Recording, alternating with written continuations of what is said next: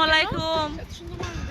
সবাই কেমন আছেন? এই যে দেখা যাচ্ছে আমাদের একটা গ্রুপ পার্টি আছে, তমা আন্টি আর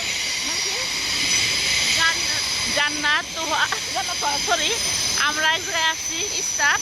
চলেন যাওয়া যাক। আমরা এখন যাইতেছি স্টারে, যে একটা ট্রেনের সাথে সাগর আছে, আসলে সাগরের নাম জানি না। আমরা উদ্দেশ্য দিয়েছিলাম একটা পাহাড়ের উদ্দেশ্যে, তো পাহাড়ে যাবো আমরা আরো 1-1.5 ঘন্টা পরে। যে আমরা এখন যাইতেছি সাগরের দিকে। সামনে দেখা যাবে সাগরের সাইডে কি কি আছে না আছে, আমরা এগুলো সব দেখাবো, ঠিক আছে? তো সাথেই থাকেন।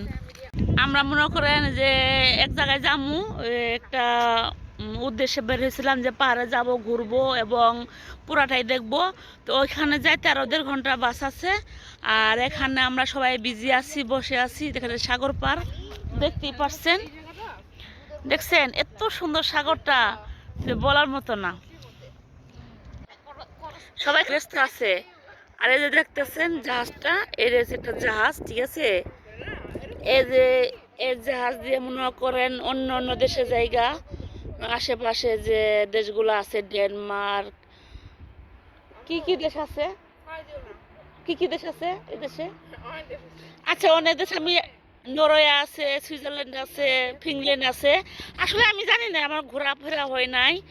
আর সব সম্পর্কে আমার কোনো ধারণাই নাই, ছোট্টখাটো ধারণা। আর দেখেন এই পানির ভিতরে দেখতেছেন সাগরের মাঝখানে বিল্ডিং, মাঝখানে বিল্ডিং।